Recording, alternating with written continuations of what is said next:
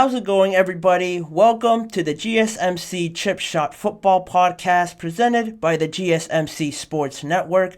I'm your host, Manny Maradiege, bringing you guys all the latest sports news related to football in the footballing world with all the latest news, rumors involved with football. Today on March 7th, I got a great show for you guys planned out, starting with the latest comments from Deebo Samuel on the recent Super Bowl loss and just what he felt after it and what he thought about how other people react to Super Bowl losses and what he thought around that on the Up and Adams show.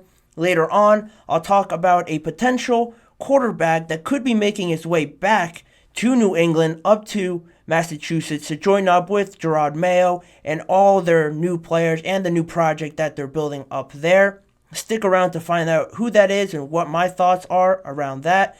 In the second half of the show, we're going to be talking about the Philadelphia icon, Jason Kelce, on his latest retirement, and looking to the future. Where does this Eagles team go after not only losing their center, but one of the most important figures in that locker room?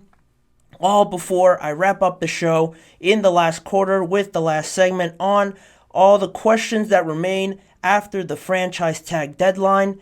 A lot of things that puzzled me and a lot of things that still have to happen after the franchise tag deadline and that could affect the rest of free agency. All that and more coming up on today's show. And before I jump into the chip shot story of the show, the chip shot story, I want to remind you guys to, again, if you have any questions, please use the tip and donations link running across the ticker below me. It's a lot better for the show and a lot more fun for me when you guys engage in it, have any questions during the live show today. And if you do have any questions, use the tip and donations link, GSMCPodcast.net. Again, if you can't see it, it's GSMCPodcast.net. It's a big help for this show as well as all the other shows across the network. And we always say a big thank you every time you guys are able to do that with any of your questions that pop up during the show. Saying that, it allows me to jump into the first segment. As always, the chip shot story. Talking about Deebo Samuel, the number one receiver for the San Francisco 49ers. Hasn't been too active in social media, really commenting on anything so far during the offseason. But now he made a recent appearance on the Up and Adams show recently, just a few days ago, and he was asked about the Super Bowl loss, how he felt, now being almost a month, or a little bit over a month removed from that loss, and just his mindset of where he's at right now. Of course, there's a lot to think about with some moves that the San Francisco 49ers have to figure out, mostly regarding Brandon Ayuk and what players to re-sign, trying to transition now through a new defense under Nick Sorensen, now that Steve Wilks was gone. Still trying to continue that momentum, building on a solid season from Brock Purdy and going on and so forth. But what Deebo said on the Up and Adams show basically was that, in his words, he said, it's just so heartbreaking. The second time losing, this is the second time they lost the Super Bowl in the last 5 years. And he goes on to say he doesn't see or really understand how people always say, oh, there's always next year, we'll rebound. This stinks in the moment. Obviously, you lose arguably the biggest game of your life, but there's always next season. That's always the mantra of what people say. And he didn't really agree with it. He didn't understand how people just say that. In his words, he says, people just say there's always next year, but I heard that in 2019, and it took 4 more years to get where we're at. So it's not that easy as people think to get to the Super Bowl. It takes everything. And in that time period, those 5 years, the 49ers lost 2 straight NFC championships before making it back. So not only were they just not in the Super Bowl, they were just one step away from making the Super Bowl and getting back there, but they just fell short.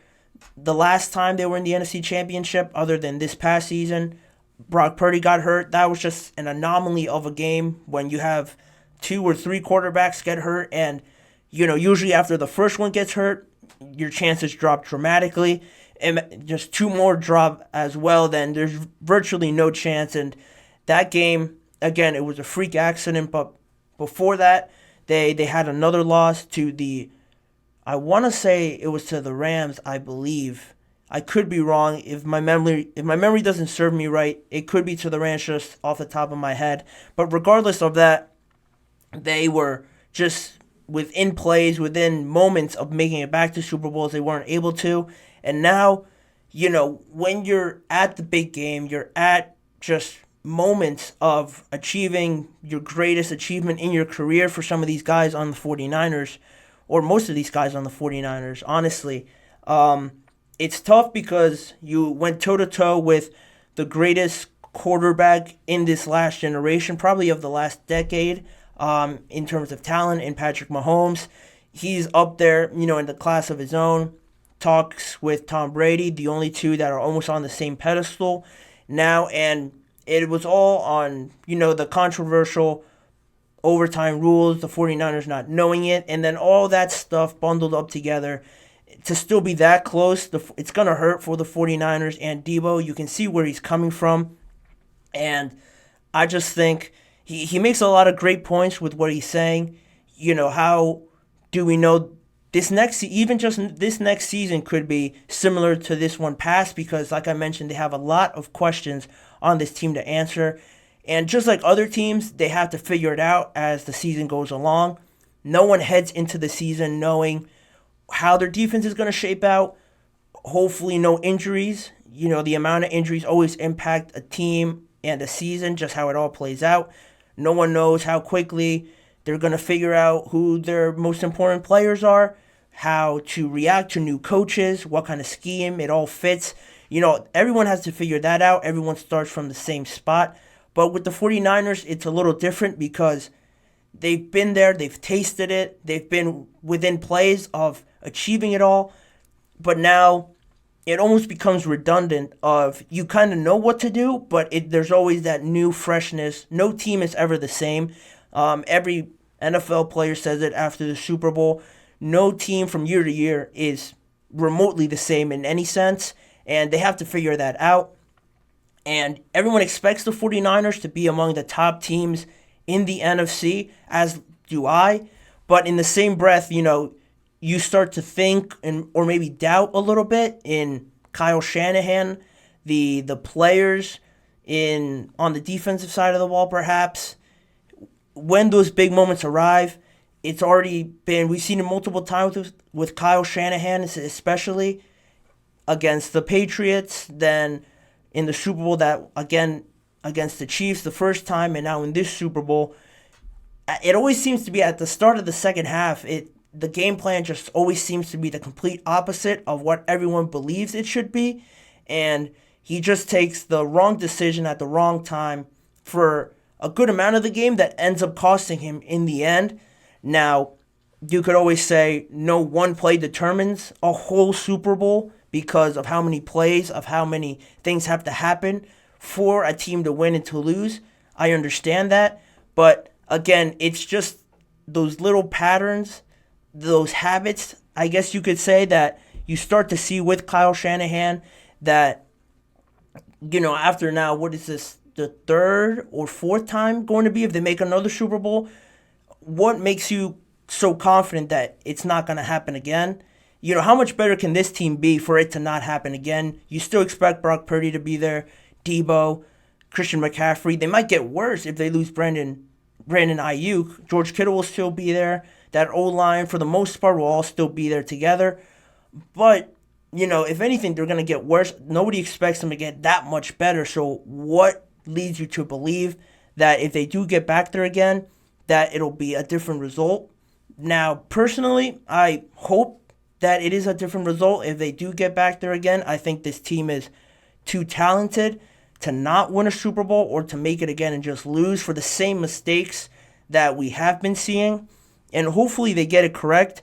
But I think this opens up a lot more room to think about, with all these changes coming and with all this uncertainty. I think this could be, just trailing off a little bit here, if you follow me, it would be a great opportunity for Brock Purdy to step in and really be that X factor that this team needs. Similarly to, I'm not saying he's the same player as Patrick Mahomes, but in a similar sense with Patrick Mahomes, where this past season he had to really step up and find this area where he could still be great and make the players around him great, even though they're not as great talents that he has had in the past. With Brock Purdy now, with all these questions around the team, if Ayuk's coming back, if they could make it back there and this time get over the hump, I think this builds a great opportunity for him to be that player that gets them over the hump, keeps performing at a great, consistent rate for this team. If he does it again for this season, there was always those talks about him being a game manager, not being a special talent, a special player that wins you games. All he had to do was not lose you games, was the narrative around Brock Purdy. And I think with this season, how it could turn out, it's a phenomenal opportunity for Brock Purdy to come in, be as consistent as he was last year, because he did put up very impressive numbers. If he could do that again, this opens up a lot more opportunity for him to showcase his talent and really establish himself in the NFC, because they already have the team around him, the supporting cast around him for the foreseeable future.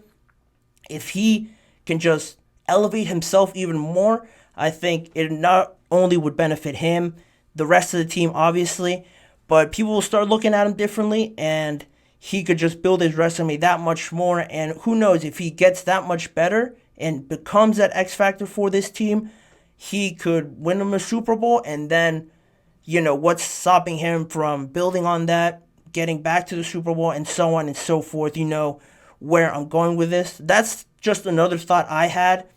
It always seems like when good teams, especially with good coaches, because Kyle Shanahan is a good coach, it always seems that when they are doubted, when there is a bunch of questions around them, if they find that one player that can elevate the rest of the team, it always ends up turning well for them. And I think Brock has the opportunity to do that. With the comments that Deebo Samuel also makes, it sounds like he's tired of losing in these games. He doesn't want to feel like this anymore, so they're going to be extra motivated to do so. And Brock Purdy could end up being the whole X factor that unlocks this. Just a thought I thought of as I was writing the notes for this, and when I saw those comments from Deebo Samuel, he's desperate to win one, and who better than Brock Purdy to step up and be that hero to take the 49ers to the promised land and win them their 6th Super Bowl. But those are all questions, hypothetical. It's fun to talk about, but it will be fascinating to see how this team tries to continue that consistency heading into next season. But anyway, moving forward on with the show, I'm going to send it to a quick break, but on the other side of the break, I'll get into the New England quarterback situation and how a potential reunion with a former quarterback that was in Massachusetts a few years ago could be the key for the New England Patriots going forward, and why it makes the most sense compared to all the other options. Don't go away. You're not going to want to miss that segment on the GSMC Chip Shot Football Podcast.